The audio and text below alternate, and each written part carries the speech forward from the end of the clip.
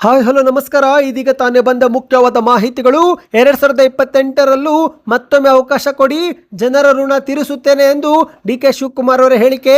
ತಡವಾಗಿ ಸಿದ್ದರಾಮಯ್ಯರು ಮುಖ್ಯಮಂತ್ರಿ ಸ್ಥಾನ ಬಿಟ್ಟು ಕೊಟ್ಟರು ಎಂದು ಕನಕಪುರದಲ್ಲಿ ಗುಡುಗಿದಂತ ಡಿ.ಕೆ. ಶಿವಕುಮಾರ್ ಅವರು. ಎಲ್ಲ ಮಾಹಿತಿ ನೋಡೋಣ.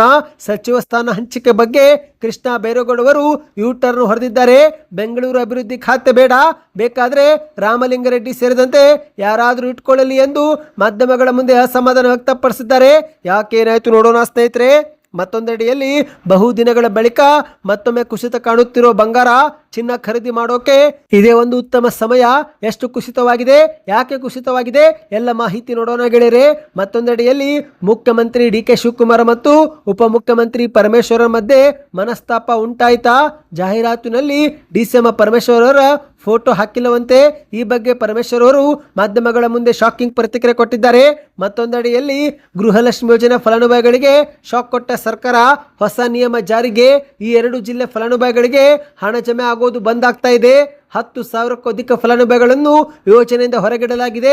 ಯಾಕೆ ಏನಾಯ್ತು, ಎಲ್ಲ ಮಾಹಿತಿ ಡೀಟೇಲ್ ಆಗಿ ನೋಡೋಕ್ಕೂ ಮೊದಲು ನೀವು ನಮ್ಮ ಚಾನಲ್ಗೆ ಮೊದಲು ಬಾರಿ ಭೇಟಿ ಕೊಡ್ತಾ ಇದ್ರೆ ದಯವಿಟ್ಟು ಈ ಒಂದು ವಿಡಿಯೋಗೆ ಲೈಕ್ ಮಾಡಿ, ಚಾನಲ್ಗೆ ಸಬ್ಸ್ಕ್ರೈಬ್ ಮಾಡ್ಕೊಳ್ಳಿ ಸ್ನೇಹಿತರೆ. ಪಕ್ಕದಲ್ಲಿ ಕಾಣಿಸೋ ಗಂಟೆ ಕೂಡ ಒತ್ತಿ ಮತ್ತು ಯಾವ ಊರಿನಿಂದ ವಿಡಿಯೋ ನೋಡ್ತಾ ಇದ್ದೀರಾ ನಿಮ್ಮ ಊರಿನ ಹೆಸರನ್ನ ಕಮೆಂಟ್ ಮಾಡಿ. ಬನ್ನಿ ಎಲ್ಲ ಮಾಹಿತಿಗಳನ್ನು ಡೀಟೇಲ್ ಆಗಿ ನೋಡೋಣ.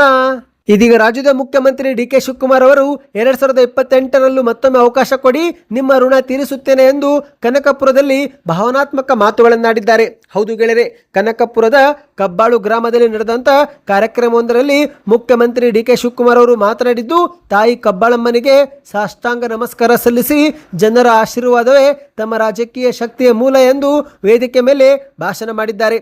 ನಿಮ್ಮ ಹಾಗೂ ರಾಜ್ಯ ಸರ್ಕಾರದ ಪರವಾಗಿ ತಾಯಿ ಕಬ್ಬಾಳಮ್ಮನಿಗೆ ನನ್ನ ಸಾಷ್ಟಾಂಗ ಪ್ರಣಾಮಗಳು. ಇಂದು ನೀವೆಲ್ಲರೂ 1985ರ ಮೊದಲು ಮತ್ತು ನಂತರದ ಕನಕಪುರ ಹೇಗೆ ಅಭಿವೃದ್ಧಿಯಾಗಿದೆ ಎಂಬುದು ನೀವೇ ನೋಡಿದ್ದೀರಿ. ಕಬ್ಬಾಳಮ್ಮ ದೇವಾಲಯ ಇಡೀ ರಾಜ್ಯದ ಭಕ್ತರ ಆಕರ್ಷಣೆಯ ಕೇಂದ್ರವಾಗಿದೆ ಎಂದು ಡಿ.ಕೆ. ಶಿವಕುಮಾರ್ ಅವರು ಹೇಳಿದ್ದಾರೆ. ಇದೇ ನಡುವೆ ಪಂಚ ಗ್ಯಾರಂಟಿ ಯೋಜನೆಗಳ ಬಗ್ಗೆ ಮಾತನಾಡಿದಂಥ ಸಿಎಂ ಡಿ.ಕೆ. ಶಿವಕುಮಾರ್ ಅವರು ಜನರಿಗೆ ನೀಡಿದ ಮಾತಿನಂತೆ ಗೃಹಲಕ್ಷ್ಮಿ ಯೋಜನೆಯಲ್ಲಿ ಪ್ರತಿ ತಿಂಗಳು 2,000 ರೂಪಾಯಿ ಹಾಕುತ್ತಿದ್ದೇವೆ. ಉಚಿತ ವಿದ್ಯುತ್ ಮತ್ತು ಉಚಿತ ಬಸ್ ಪ್ರಯಾಣ ಜೊತೆಗೆ 10 ಕೆಜಿ ಅಕ್ಕಿ ಕೊಡ್ತಾ ಇದ್ದೇವೆ. 5 ಗ್ಯಾರಂಟಿ ಯೋಜನೆಗಳನ್ನ ಯಶಸ್ವಿಯಾಗಿ ನಾವು ಜಾರಿಗೆ ತಂದಿದ್ದೇವೆ. ಜನರ ಬೆಂಬಲದಿಂದಲೇ ನನ್ನ ರಾಜಕೀಯ ಪಯಣ ಸಾಧ್ಯವಾಗಿದ್ದು, ನಿಮ್ಮೆಲ್ಲರ ಶ್ರಮ ಮತ್ತು ಆಶೀರ್ವಾದದೊಂದಿಗೆ ನನಗೆ ಶಕ್ತಿ ಬಂದಿದೆ. ನೀವು ಕೊಟ್ಟ ಶಕ್ತಿಯನ್ನು ಇಡೀ ರಾಜ್ಯದ ಅಭಿವೃದ್ಧಿಗೆ ಸಮರ್ಪಿಸುತ್ತೇನೆ ಎಂದು ಡಿ.ಕೆ. ಶಿವಕುಮಾರ್ ಅವರು ಹೇಳಿಕೆ ಕೊಟ್ಟಿದ್ದಾರೆ. ಇದೇ ಮಧ್ಯೆ ಸ್ನೇಹಿತರೆ, ನೀವೆಲ್ಲರೂ ಬೆಂಗಳೂರಿಗೆ ಬರಲು ಸಾಧ್ಯವಾಗುವುದಿಲ್ಲ, ಅದಕ್ಕೇನೆ ನಾನೇ ಇಲ್ಲಿಗೆ ಬಂದಿದ್ದೇನೆ. ನೀವು ನನಗೆ 8 ಬಾರಿ ಶಾಸಕ ಸ್ಥಾನ ನೀಡಿದ್ದೀರಿ, ಸಚಿವನನ್ನಾಗಿ ಮಾಡಿದ್ದೀರಿ, ಈಗ ಮುಖ್ಯಮಂತ್ರಿ ಸ್ಥಾನವೂ ಕೂಡ ಕೊಟ್ಟಿದ್ದೀರಿ. ಈ ಜಿಲ್ಲೆಯ ಗೌರವ ಉಳಿಸುವ ಕೆಲಸ ನಮ್ಮ ಪಕ್ಷ ಮಾಡಿದೆ ಎಂದು ಡಿ.ಕೆ. ಶಿವಕುಮಾರ್ ಅವರು ಹೇಳಿದ್ದಾರೆ. ಇದೇ ಮಧ್ಯೆ ಸ್ನೇಹಿತರೆ, ಇನ್ನೂ ಹೆಚ್ಚಿನ ಅಭಿವೃದ್ಧಿ ಕಾರ್ಯ ಪೂರ್ಣಗೊಳಿಸಲು ನಿಮ್ಮ ಬೆಂಬಲ ಅಗತ್ಯ. ಹಾಗಾಗಿ 2028ರ ಚುನಾವಣೆಯಲ್ಲೂ ನಮಗೆ ಅವಕಾಶ ಮಾಡಿ ಮತ್ತೊಮ್ಮೆ ನಮ್ಮನ್ನೇ ಆಯ್ಕೆ ಮಾಡಿ ಕಳಿಸಬೇಕು ಎಂದು ಡಿ.ಕೆ. ಶಿವಕುಮಾರ್ ಅವರು ಮನವಿ ಮಾಡಿದ್ದಾರೆ. ಅಂದ ಹಾಗೆ ಸ್ನೇಹಿತರೆ, ಇದೇ ಮೊದಲ ಬಾರಿಗೆ ಡಿ.ಕೆ. ಶಿವಕುಮಾರ್ ಅವರು ಪವರ್ ಶೇರಿಂಗ್ ಒಪ್ಪಂದ ಆಗಿರುವ ಬಗ್ಗೆ ಕನಕಪುರದಲ್ಲಿ ಗುಡುಗಿದ್ದಾರೆ. ಹೌದು, ನೂತನ ಮುಖ್ಯಮಂತ್ರಿಯಾಗಿ ಮೊದಲ ಬಾರಿಗೆ ಹುಟ್ಟೂರಿಗೆ ಕಾಲಿಟ್ಟಂತ ಡಿ.ಕೆ. ಶಿವಕುಮಾರ್ ಅವರು ಕನಕಪುರ ಜನತೆಗೆ ಕೃತಜ್ಞತೆ ಸಲ್ಲಿಸಿದ್ದು, ಇದೇ ವೇಳೆ ಪವರ್ ಶೇರಿಂಗ್ ಆಗಿರುವ ಬಗ್ಗೆ ಮಾತನಾಡಿದ್ದಾರೆ. ಈ ಒಂದು ಹಿಂದೆ ಕರ್ನಾಟಕದಲ್ಲಿ ಕಾಂಗ್ರೆಸ್ ಸರ್ಕಾರ ಅಧಿಕಾರಕ್ಕೆ ಬಂದಾಗ ನನಗೆ ಹೈಕಮಾಂಡ್ ಅವರು ಕರೆದು ಸಿದ್ದರಾಮಯ್ಯ ಮತ್ತು ನನ್ನ ನಡುವೆ ಒಂದು ಒಪ್ಪಂದ ಮಾಡಿಸಿದ್ರು. ನಾನು ಈ ಬಗ್ಗೆ ಎಲ್ಲಿಯೂ ಕೂಡ ಇದುವರೆಗೆ ಹೇಳಿಲ್ಲ. ಆದರೆ ಸಿದ್ದರಾಮಯ್ಯನವರು ಸ್ವಲ್ಪ ತಡವಾಗಿ ಬಿಟ್ಟು ಕೊಟ್ಟಿದ್ದಾರೆ, ಆದರೂ ಕೂಡ ಪರವಾಗಿಲ್ಲ ಎಂದು ಡಿ.ಕೆ. ಶಿವಕುಮಾರ್ ಅವರು ಶಾಕಿಂಗ್ ಹೇಳಿಕೆ ಕೊಟ್ಟಿದ್ದಾರೆ. ಅಷ್ಟು ಮಾತ್ರವಲ್ಲ ಸ್ನೇಹಿತರೆ, ನಾನು 2 ವರ್ಷ ಸಿಎಂ ಆಗಿದ್ರೆ ಸಾಕಾ ಎಂದು ಅಲ್ಲಿ ಸೇರಿದಂತ ಜನತೆಗೆ ಪ್ರಶ್ನೆ ಮಾಡಿದ್ದಾರೆ. ನಾನು ಈಗ ಬರೀ ಕನಕಪುರಕ್ಕಲ್ಲ, ಇಡೀ ರಾಜ್ಯಕ್ಕೆ ನಾಯಕನಾಗಿದ್ದು ಮುಖ್ಯಮಂತ್ರಿಯಾಗಿ ಹಲವು ಕೆಲಸ ಮಾಡೋದು ಬಾಕಿ ಇದೆ. ಅಷ್ಟು ಮಾತ್ರವಲ್ಲ, ಮೇಕೆದಾಟು ಯೋಜನೆಗೂ ಕೂಡ ಏನು ಮಾಡಬೇಕೋ ನಾನೇ ಅದನ್ನ ಮಾಡ್ತೀನಿ ಎಂದು ಡಿ.ಕೆ. ಶಿವಕುಮಾರ್ ಅವರು ಭರವಸೆ ಕೊಟ್ಟಿದ್ದಾರೆ. ಬನ್ನಿ ಸ್ನೇಹಿತರೆ, ಎರಡನೇ ಮಾಹಿತಿಗೆ ಹೋಗೋಣ. ಈ ಒಂದು ಹಿಂದೆ ಬೆಂಗಳೂರು ನಗರಾಭಿವೃದ್ಧಿ ಖಾತೆ ಕೊಡಲಿಲ್ಲ ಎಂದು ರಾಮಲಿಂಗಾರೆಡ್ಡಿ ಅವರು ಮನನೊಂದು ತಮ್ಮ ಸಚಿವ ಸ್ಥಾನಕ್ಕೆ ರಾಜೀನಾಮೆ ಕೊಟ್ಟಿದ್ರು. ಇತ್ತ ಕೃಷ್ಣ ಬೈರೇಗೌಡ ಅವರಿಗೆ ಬೆಂಗಳೂರು ನಗರಾಭಿವೃದ್ಧಿ ಖಾತೆ ಕೊಟ್ಟವೆಂದಲೇ ಮಾಧ್ಯಮಗಳ ಮುಂದೆ ಸಂತೋಷ ವ್ಯಕ್ತಪಡಿಸಿದ್ರು. ಆದರೆ ಇದೀಗ ಕೊನೆಯ ಕ್ಷಣದಲ್ಲಿ ನನಗೆ ಈ ಒಂದು ಖಾತೆನೇ ಬೇಡ, ಬೇಕಾದರೆ ರಾಮಲಿಂಗಾರೆಡ್ಡಿ ಅವರು ಇಟ್ಟುಕೊಳ್ಳಲಿ ಎಂದು ಮಾಧ್ಯಮಗಳ ಮುಂದೆ ಅಸಮಾಧಾನ ವ್ಯಕ್ತಪಡಿಸಿದ್ದಾರೆ. ಹೌದು ಗೆಳೆಯರೆ, ರಾಜ್ಯದ ಕಾಂಗ್ರೆಸ್ ಪಕ್ಷದಲ್ಲಿ ಈಗ ಸಚಿವ ಸ್ಥಾನ ಹಂಚಿಕೆ ಬಗ್ಗೆ ಗೊಂದಲ ಶುರುವಾಗಿದೆ. ಇಷ್ಟು ದಿನ ಮುಖ್ಯಮಂತ್ರಿ ಕುರ್ಚಿ ಬದಲಾವಣೆ ಚರ್ಚೆ ಇತ್ತು, ಇದೀಗ ಸಚಿವರ ಸ್ಥಾನ ಬದಲಾವಣೆ ಬಗ್ಗೆ ಚರ್ಚೆ ಶುರುವಾಗಿದೆ. ಅಷ್ಟು ಮಾತ್ರವಲ್ಲ, ಕೃಷ್ಣ ಬೈರೇಗೌಡ ಅವರು ಬಹಿರಂಗವಾಗಿಯೇ ಅಸಮಾಧಾನ ವ್ಯಕ್ತಪಡಿಸಿದ್ದಾರೆ. ಬೆಂಗಳೂರು ನಗರಾಭಿವೃದ್ಧಿ ಅಧಿಕಾರ ಸ್ವೀಕರಿಸಲು ನಿರಾಕರಿಸಿದ್ದಲ್ಲದೆ ಬೇಕಾದರೆ ರಾಮಲಿಂಗಾರೆಡ್ಡಿಯವರೇ ಇದನ್ನು ನಿರ್ವಹಿಸಲಿ ಎಂದು ಮಾಧ್ಯಮಗಳ ಮುಂದೆ ಹೇಳಿದ್ದಾರೆ. ಯಾಕಂದರೆ ಸ್ನೇಹಿತರೆ, BDA ಮತ್ತು BMRDA ಇಲಾಖೆಯನ್ನು ಕೂಡ ಬೆಂಗಳೂರು ನಗರಾಭಿವೃದ್ಧಿ ವ್ಯಾಪ್ತಿಗೆ ತರಬೇಕು ಎನ್ನುವುದು ಕೃಷ್ಣ ಬೈರೇಗೌಡ ಅವರ ಆಗ್ರಹವಾಗಿದೆ. ಈ ಕುರಿತಂತೆ ಈಗ ಅವರು ಮಾಧ್ಯಮಗಳ ಮುಂದೆ ಅಸಮಾಧಾನ ವ್ಯಕ್ತಪಡಿಸಿದ್ದಾರೆ. ಹೌದು, ಒಂದು ಕಡೆಯಲ್ಲಿ ಬೆಂಗಳೂರು ಉಸ್ತುವಾರಿ ಸಚಿವ ಸ್ಥಾನ ಕೊಡಲಿಲ್ಲ ಎಂದು ರಾಮಲಿಂಗಾರೆಡ್ಡಿ ಅವರು ಮುನಿಸಿಕೊಂಡು ತಮ್ಮ ಸಚಿವ ಸ್ಥಾನಕ್ಕೆ ರಾಜೀನಾಮೆ ಕೊಟ್ಟರು. ಅಂತೂ ಇಂತೂ ಕೊನೆಯದಾಗಿ ಸಂಧಾನದ ಬಳಿಕ ಈಗ ತಮ್ಮ ರಾಜೀನಾಮೆಯನ್ನ ರಾಮಲಿಂಗಾರೆಡ್ಡಿ ಅವರು ವಾಪಸ್ ಪಡೆದುಕೊಂಡಿದ್ದಾರೆ. ಆದರೆ ಈಗ ಕೃಷ್ಣ ಬೈರೇಗೌಡ ಅವರು ಬೆಂಗಳೂರು ನಗರಾಭಿವೃದ್ಧಿ ಖಾತೆನೇ ಬೇಡ ಎಂದು ಮಾಧ್ಯಮಗಳ ಮುಂದೆ ಹೇಳಿಕೆ ಕೊಟ್ಟಿದ್ದಾರೆ. ಹೌದು ಸ್ನೇಹಿತರೆ, ಬೆಂಗಳೂರು ನಗರಾಭಿವೃದ್ಧಿ ಖಾತೆಗೆ BDA ಮತ್ತು BMRDA ಒಳಪಡಿಸಬೇಕು ಎಂದು ಕೃಷ್ಣ ಬೈರೇಗೌಡ ಅವರು ಪಟ್ಟು ಹಿಡಿದಿದ್ದಾರೆ. ಕೇವಲ 5 ಪಾಲಿಕೆಗಳಿಗೆ ಮಾತ್ರ ನಾನು ಉಸ್ತುವಾರಿ ಆಗಬೇಕಾ ಎಂದು ಮಾಧ್ಯಮಗಳ ಮುಂದೆ ಅಸಮಾಧಾನ ಹೊರಗೆ ಹಾಕಿದ್ದಾರೆ. ಬನ್ನಿ ಮತ್ತೊಂದು ಮಾಹಿತಿಗೂ ಹೋಗೋಣ. ನೀವು ಕೂಡ ಚಿನ್ನ ಖರೀದಿ ಮಾಡೋ ಪ್ಲಾನ್ ಹಾಕಿದ್ರೆ ಈ ಮಾಹಿತಿ ನಿಮಗೆ ತುಂಬಾನೇ ಮುಖ್ಯ. ಶುಕ್ರವಾರ ಶನಿವಾರ ಕುಸಿತ ಕಂಡ ಬಂಗಾರ ಇದೀಗ ಸೋಮವಾರದಂದು ಮತ್ತೊಮ್ಮೆ ಕುಸಿತವಾಗಿದೆ. ಹೌದು, ಕಳೆದ ಕೆಲ ದಿನಗಳಿಂದ ಚಿನ್ನದ ಬೆಲೆ ಮತ್ತೆ ಏರಿಕೆಯಾಗಿತ್ತು. 1,61,000 ಮುಟ್ಟಿದಂತ ಬಂಗಾರ ಈಗ 10 ದಿನದಲ್ಲಿ ಕುಸಿದು 1,54,000 ರೂಪಾಯಿ ಆಗಿದೆ. ಅಂದ್ರೆ ಸ್ನೇಹಿತರೆ, ಸುಮಾರು 7,000 ರೂಪಾಯಿ ಇಳಿಕೆ ಆಗಿರುವಂತದ್ದು. ಹೌದು, ಇದೀಗ ವಾರದ ಮೊದಲ ದಿನ ಜೂನ್ 8ರಂದು ಚಿನ್ನ ಪ್ರೇರಿಗೆ ಸಿಹಿ ಸುದ್ದಿ ಸಿಕ್ಕಿದೆ.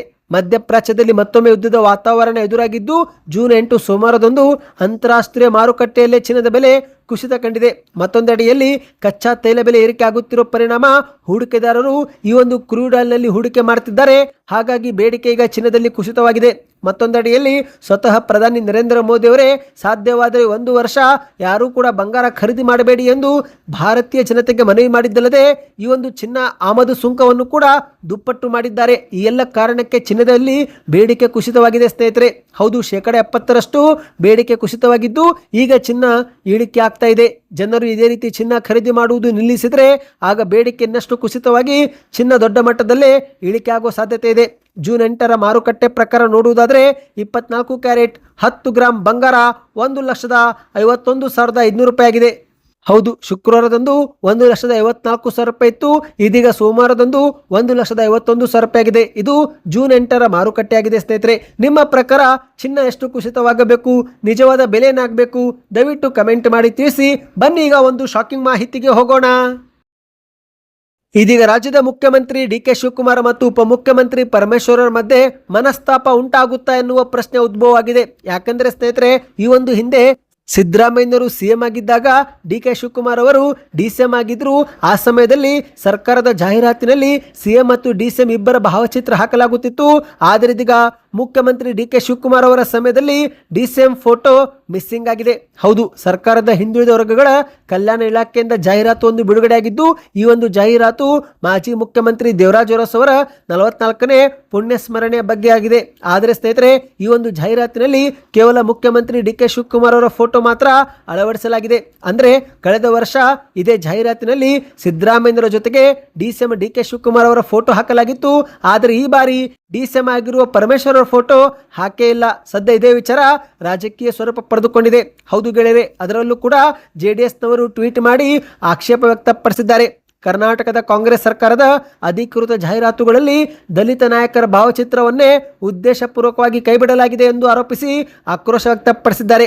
ಇದೇ ವಿಚಾರಕ್ಕೆ ಈಗ ಸ್ವತಃ ಪರಮೇಶ್ವರ್ ಅವರು ಮಾಧ್ಯಮಗಳ ಮುಂದೆ ಪ್ರತಿಕ್ರಿಯೆ ಕೊಟ್ಟಿದ್ದಾರೆ. ಹೌದು, ಸುದ್ದಿಗಾರರ ಮುಂದೆ ಸರ್ಕಾರದ ಅಧಿಕೃತ ಜಾಹೀರಾತುಗಳಲ್ಲಿ ತಮ್ಮ ಫೋಟೋ ಕೈ ಬಿಟ್ಟಿರುವ ಬಗ್ಗೆ ಉಪಮುಖ್ಯಮಂತ್ರಿ ಪರಮೇಶ್ವರ್ ಅವರು ಮಾತನಾಡಿದ್ದಾರೆ.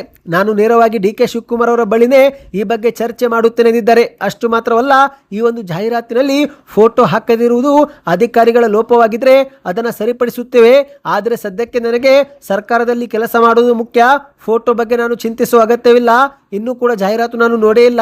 ಬೆಂಗಳೂರಿಗೆ ಹೋದ ಬಳಿಕ ಮುಖ್ಯಮಂತ್ರಿ DK ಶಿವಕುಮಾರ್ ಅವರ ಜೊತೆಗೆ ಮಾತನಾಡುತ್ತೇನೆ ಎಂದು ಪರಮೇಶ್ವರ್ ಅವರು ಮಾಹಿತಿ ಕೊಟ್ಟಿದ್ದಾರೆ ಸ್ನೇಹಿತರೆ.